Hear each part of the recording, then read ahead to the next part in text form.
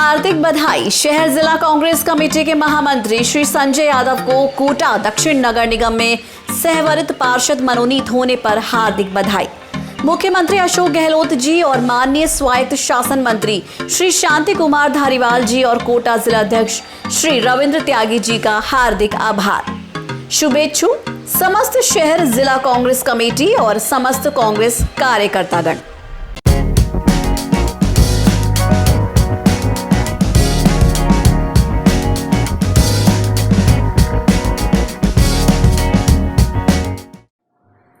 नमस्कार, स्वागत है आप सभी का शिफ्ट 24 में। मैं हूं गरिमा रितेश और अब रुक करेंगे देश की अहम खबरों का।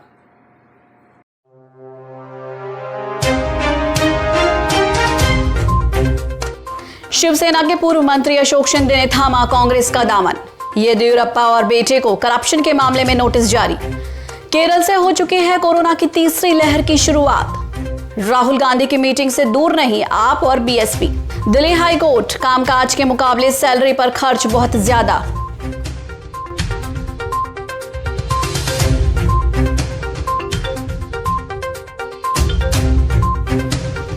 गोगरा हाइट्स पर भी नरम पड़ा ड्रैगन, हटाएगा सेना। बंगाल में संदिग्ध हालात में मिले 2 बीजेपी कार्यकर्ताओं के शव। स्वतंत्रता दिवस समारोह पर विशेष अतिथि होगी ओलंपिक टीम।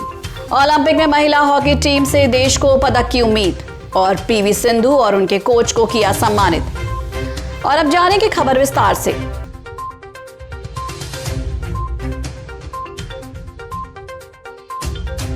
महाराष्ट्र में भले ही शिवसेना, कांग्रेस और एनसीपी के गठबंधन महाविकास अघाड़ी के अटूट होने के दावे किए जाते रहे हैं, लेकिन धरातल पर ऐसा नहीं दिखता। शिवसेना के दिग्गज नेता रहे अशोक शिंदे को कांग्रेस ने शामिल करके इस बात के संकेत भी दिए। 3 बार के विधायक और पूर्व मंत्री अशोक शिंदे ने कांग्रेस के प्रदेश अध्यक्ष नाना पटोले की मौजूदगी में पार्टी का दामन थाम लिया।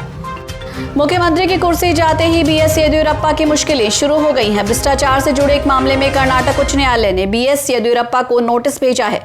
कर्नाटक उच्च न्यायालय ने आवासीय परियोजना में कथित भ्रष्टाचार के मामले में नोटिस जारी किया। कोरोना महामारी का कहर अभी खत्म नहीं हुआ है। इस बीच पब्लिक हेल्थ से जुड़े विशेषज्ञों ने केरल में लगातार बढ़ रहे कोविड-19 के केसों पर अपनी चिंता जताई है।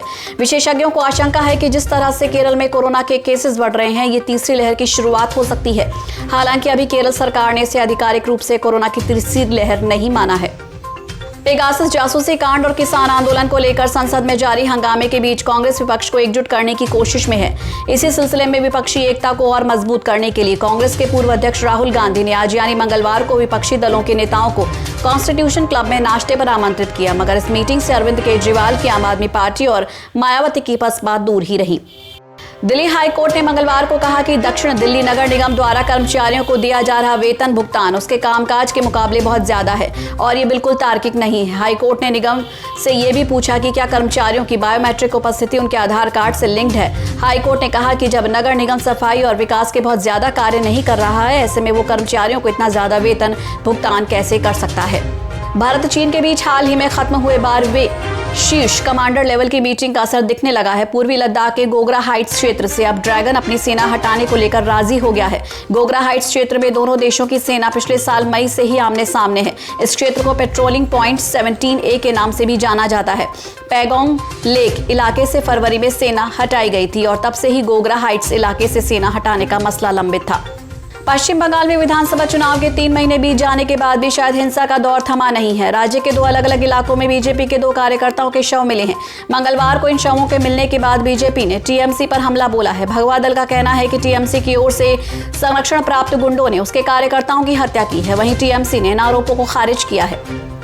स्वतंत्रता दिवस के मौके पर प्रधानमंत्री नरेंद्र मोदी पूरे भारतीय ओलंपिक दल को विशेष अतिथि के रूप में लाल किले पर आमंत्रित करेंगे। आमंत्रण के साथ साथ प्रधानमंत्री मोदी सभी लोगों से व्यक्तिगत रूप से मुलाकात करेंगे और उनसे बातचीत भी करेंगे। साथ में लाल किले पर कार्यक्रम के अलावा प्रधानमंत्री नरेंद्र मोदी ओलंपिक में शामिल सभी भारतीय प्रतिभागियों से बातचीत करने के लिए अपने आवास पर आमंत्रित करेंगे।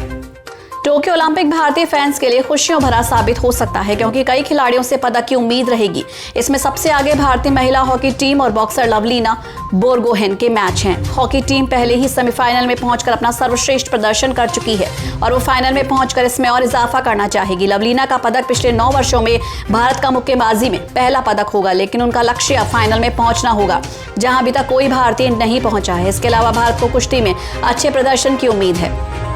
टोक्यो ओलंपिक खेलों में ब्रॉन्ज मेडल जीतकर इतिहास रचने वाली बैडमिंटन खिलाड़ी पीवी सिंधु वापस भारत लौट आई हैं। उनका दिल्ली के इंदिरा गांधी इंटरनेशनल एयरपोर्ट पर भव्य स्वागत किया गया, जहां बड़ी संख्या में फैंस ने उनका वेलकम करने के लिए इकट्ठा हुए। भारत पहुंचने पर उनके लिए केंद्र सरकार की तरफ से एक कार्यक्रम भी रखा गया, जहां उन्हें और उनके विदेशी कोच पार्क ताई-सांग को वित्त मंत्री निर्मला सीतारमण, खेल मंत्री अनुराग ठाकुर और जी किशन रेड्डी ने सम्मानित किया। न्यूज में फिलहाल बस इतना ही। देश और दुनिया की तमाम अहम खबरों के लिए जुड़े रहिए शिव 24 के साथ।